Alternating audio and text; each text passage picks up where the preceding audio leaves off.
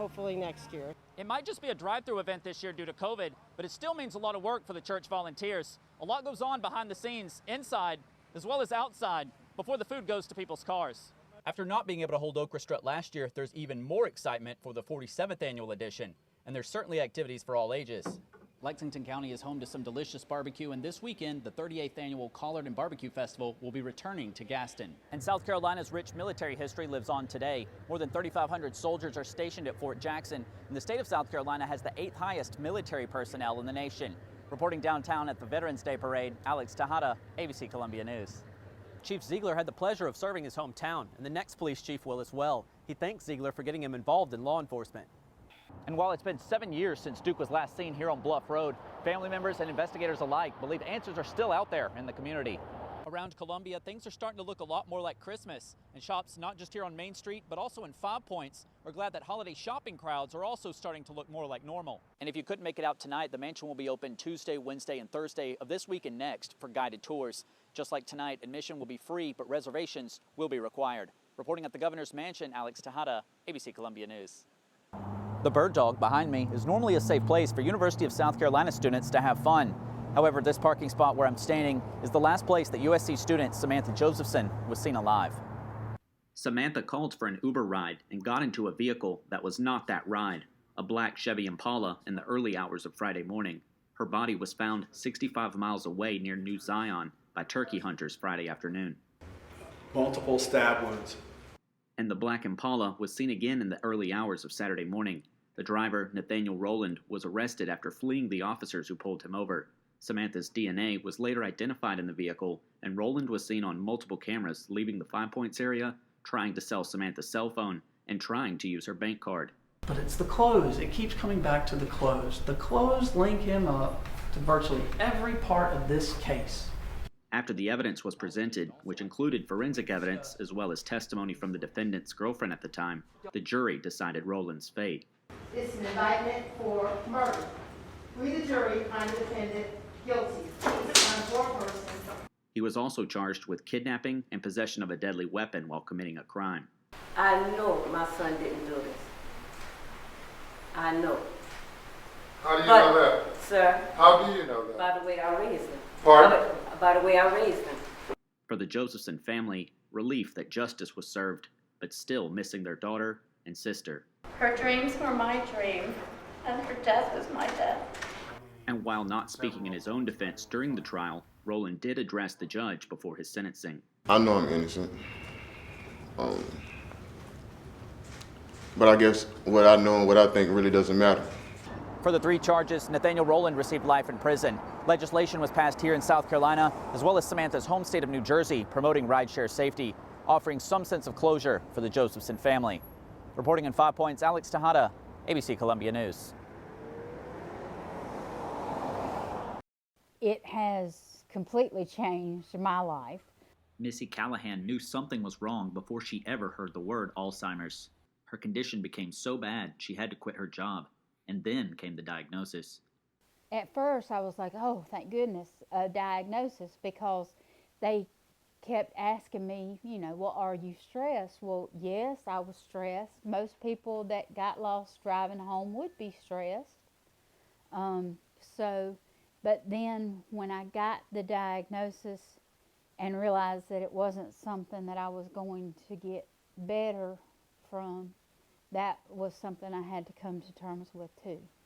As did her family. Missy's parents moved to Lexington and have a small house behind their house where Missy and her husband can live. It makes it easier to care for Missy and allows her to not feel alone. I cope because of family and friends, and I have a very strong support system.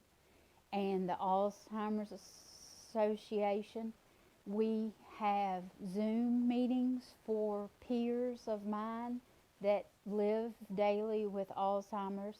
Last year, she joined her peers at the Walk to End Alzheimer's.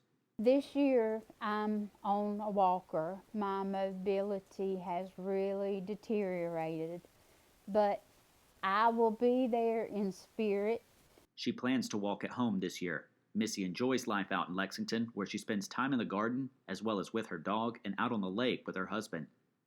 I try to keep my independence as much as I can and live life to the fullest every day. I don't take one thing for granted anymore, and I have found that you can find blessings in everything if you just look hard enough. And if you would like to participate in the Walk to End Alzheimer's, it will be held here at Segra Park Saturday morning. Registration at 9. Reporting in Columbia and Lexington, Alex Tejada, ABC Columbia News. What has been done here is demonstrating that you do not need to force people to do things in order to make great progress. Starting the school year in August, Kershaw County School District experienced a spike in COVID cases.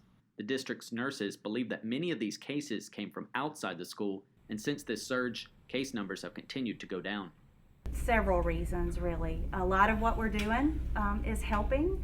A lot of our parents, our community, our vaccination clinics, it's a toolbox full of tools that contribute to that. The district has offered 6 vaccine clinics so far this school year and plans to offer more. Around 75% of the staff has been fully vaccinated. And we do know that vaccines are a good mode to stop the transmission of this disease. The other thing that's important to note is if you're vaccinated and you're a close contact, you don't have to quarantine. And so there is some other incentives, to that. The governor does not believe that a vaccine mandate is needed in South Carolina, nor does he support mask mandates in schools. But do those in Kershaw County schools think such a mandate is necessary? Yes, possibly, but it's not one that I feel like we need to mandate in our school district right now. It would be nice to have the option to add that if we needed it.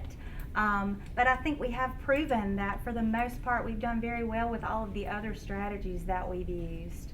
Those strategies include temperature checks, limiting visitors in the schools, isolation rooms, sanitizing stations, and even having students eat lunch in their classrooms. I think the biggest thing that we did as a school district that's really helped us, that's lived on, is our dashboard. The school's nurses monitor that dashboard, and the highest percentage of students having to quarantine has been 12%. Currently, 1% of the student body is testing positive for COVID, and the number of students quarantining is down to 4%.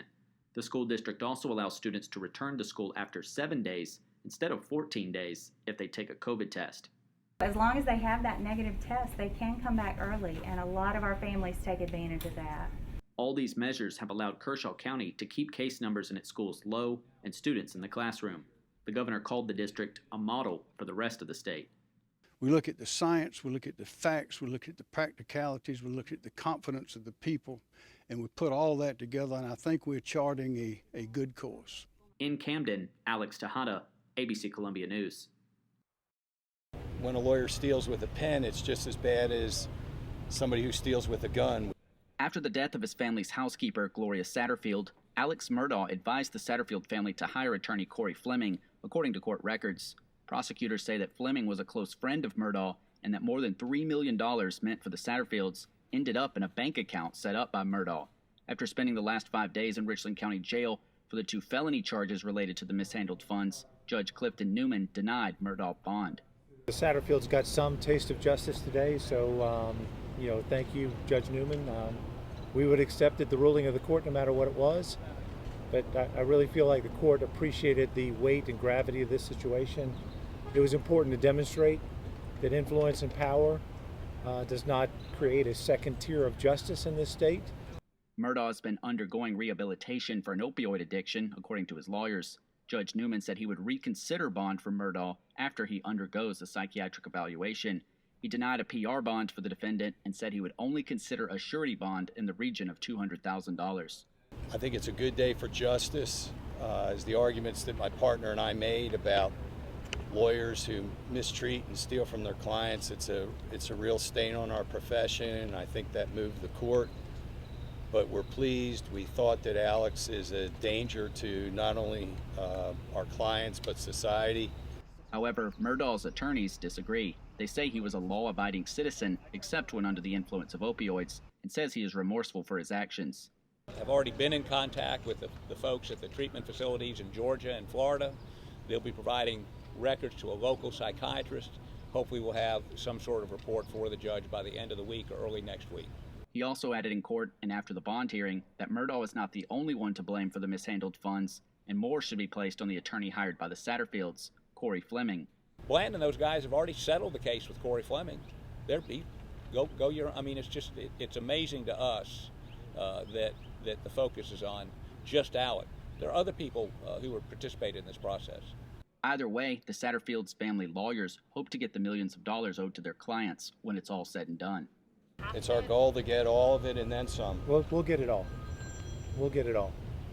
And these two charges are what State Attorney General Prosecutor Creighton Waters calls the tip of the iceberg of the investigations against Murtaugh. Murtaugh is involved in a roadside incident which SLED investigators have previously stated was part of a insurance fraud suicide attempt gone wrong. Prosecutors also say he's a person of interest when it comes to the deaths of his wife and son, whose murders are still unsolved. And when it comes to the death of housekeeper Gloria Satterfield, the Hampton County coroner has asked SLED in a letter to reopen that investigation, stating that an autopsy was never performed. As it stands, Satterfield's cause of death is listed as natural. Reporting outside the Richland County Courthouse, Alex Tejada, ABC Columbia News.